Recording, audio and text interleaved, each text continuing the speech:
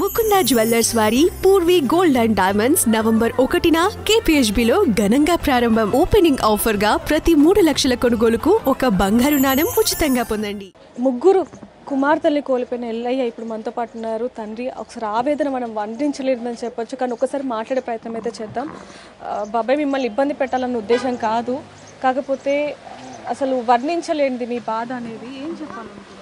ఏం చెప్పాలా మేడం, ఉన్న పిల్లలే బంగారం పోయారు మేడం. వాళ్ళే తీరమండి. బస్ ఎక్కడప్పుడు కొట్టి కొట్టి చెప్పారు, రాని భయపడ్డా అమ్మ కూడా వేరే తీసుకొస్తాం ఇంకా 2 అని చెప్పిపోయి వచ్చిందని జీతం ఎక్కుతాము ఇద్దరం అని చెప్పిపోయి. బాబాయ్, మీరు ఊరికి వచ్చేటప్పుడు వాళ్ళని రావద్దని చెప్పారు. చెప్పే మేము మాది ఒక ఆమె చచ్చిపోయాక సృష్టి ఉంది, రావద్దు పిల్లలకి అని చెప్తే మా ఆమె తెలియకుండా వీళ్ళు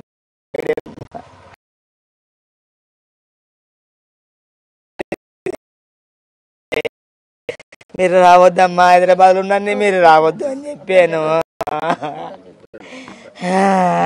ఆయన చాలా బాధలో ఉన్నారని చెప్పొచ్చు. ఆయన బాధని కూడా మనం ఎక్స్ప్లెనేషన్ చేయలేము, ఎందుకంటే ఒకేసారి ముగ్గురు కుమార్తెలను కోల్పోయిన బాధలో ఆయన ఉన్నారు కాబట్టి ఎక్కువ ఆయన ఇబ్బంది పెట్టలేని కూడా పరిస్థితి అని చెప్పొచ్చు. ఒకసారిగా మాకు కావాల్సిందల్లా కూడా ఒకటే, ఏదైతే ఇప్పుడు ఆ రోడ్డు ప్రమాదంగా జరగకుండా ఉండేలాగా చూసుకోండి అంటూ కూడా ఆ తండ్రి ఆవేదన పడుతున్నారని చెప్పొచ్చు. మరి ఆయనకు సంబంధించి అధికారులు ఎలాంటి నిర్ణయం తీసుకుంటారనేది కూడా చూద్దాం. మరిన్ని వార్తల కోసం చూస్తున్నానండి బిగ్ టీవీ కెమెరామెన్ వంశీతో రిపోర్టర్ దేవిక, తాండూరు. ఈరోజు నిన్న ఏదైతే సంఘటన జరిగిందో చాలా బాధాకరమైన సంఘటన. మరి తాండూరు ప్రాంతం అందరూ కూడా ఈరోజు గోస చెందుతూ ఉన్నారు. ఎవ్వరు కూడా సంతోషంగా లేని పరిస్థితి. ప్రతి ఒక్కరు కూడా ఈరోజు బాధతో, ఈరోజు మా తాండూరు బిడ్డలు ఈరోజు ఇంత అన్యాయం అయిపోయింది అని చెప్పి ప్రతి ఒక్కరు కూడా దుఃఖంతో ఈరోజు అందరూ కూడా చింతిస్తూ ఉన్నారు. మరి ఈ తీరని లోటు ఈ కుటుంబాలందరికీ కూడా అసలు ఎవ్వరు కూడా ఊహించిన విధంగా ఈ విధంగా జరగడం అనేది చాలా బాధాకరం. ఆ భగవంతుని ప్రార్థిస్తూ ఉన్నాం, మరి కుటుంబాలకు ధైర్యం ఇవ్వాలని చెప్పి, మరి ఫ్యూచర్లో ఇటువంటి సంఘటన జరగొద్దని చెప్పి ప్రార్థిస్తూ ఉన్నాం. అదేవిధంగా ఆ కుటుంబాలకు ధైర్యం ఇవ్వాలని చెప్పి ఈరోజు మేమందరం కూడా ఈ కుటుంబాలను సందర్శించినాం. ప్రతి ఒక్క ఇంట్లో కూడా అందరూ ఎంతో దుఃఖంతో, మరి చాలా చాలా చాలా బాధాకరమైన విషయం ఇది, తీరని లోటు.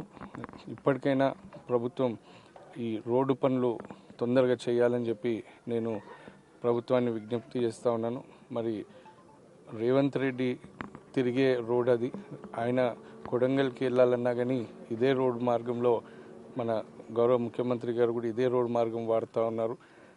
బీఆర్ఎస్ ప్రభుత్వం ఉన్నప్పుడే మరి టెండర్ అయిపోయింది. టెండర్ అయిపోయి మెగా అనే కంపెనీకి ఈ టెండర్ అలొకేషన్ అయ్యింది. అలొకేషన్ అయినాక మరి స్వచ్ఛంద సంస్థలు కొన్ని ఎన్జిటికి అప్రోచ్ అవ్వడము, ఎన్జిటిలో కేసు ఫైల్ చేయడము, మరి ఆ కేసుని ప్రభుత్వం నిర్లక్ష్యం చేసి మరి సరిగ్గా ఫాలో అప్ చేయకపోవడం వల్లనే ఇంకా ఎన్జిటిలో కేసు పెండింగ్లో ఉంది. నిన్న తెలిసిన విషయం ఏంటంటే 2-3 రోజులైంది మరి ఎన్జిటి నుంచి ఫైల్ క్లియర్ అయింది అని చెప్పేసి. ఇప్పటికైనా ప్రభుత్వం కన్ను తెరిచి తొందరగా, ఇప్పుడు హైదరాబాద్ చుట్టూ ఉన్న రోడ్లన్నీ కూడా విస్తరణ ఆల్రెడీ అయిపోయినాయి. మరి మా బీఆర్ఎస్ ప్రభుత్వం ఉన్నప్పుడు ఇప్పటికైనా మా చేవెళ్ళ రోడ్ ఏదైతే ఉందో ఈ రోడ్డుని వెంబటే మీరు పనులు ప్రారంభించాలి. ఇంకొకసారి ఇటువంటి సంఘటన తావు లేకుండా చూడవలసిన బాధ్యత ప్రస్తుత ప్రభుత్వానికి ఉంది. అదేవిధంగా మరి బాధిత కుటుంబాలు ఎవరెవరైతే చనిపోయినారో వాళ్ళందరికీ కూడా మరి ఇప్పటిదాకా ప్రభుత్వం నుంచి ఎక్స్గ్రేషియా అనేది గౌరవ ముఖ్యమంత్రి గారు ప్రకటించలేదు. అది కూడా చాలా బాధాకరమైన విషయం. మరి నేను తాండూరు ప్రజల తరఫున, ఈ బాధిత కుటుంబాల తరఫున నేను గౌరవ ముఖ్యమంత్రి గారితో విజ్ఞప్తి చేస్తూ ఉన్నాను. మీరు ఈ కుటుంబాలను ఆదుకోవాలి, ఈ కుటుంబాలకు ఎక్స్గ్రేషియా ఇచ్చి మరి ఆ కుటుంబాలకు సహకారం చేయాలని చెప్పి నేను తాండూరు ప్రజలందరి తరఫున మనస్ఫూర్తిగా విజ్ఞప్తి చేస్తున్నాను.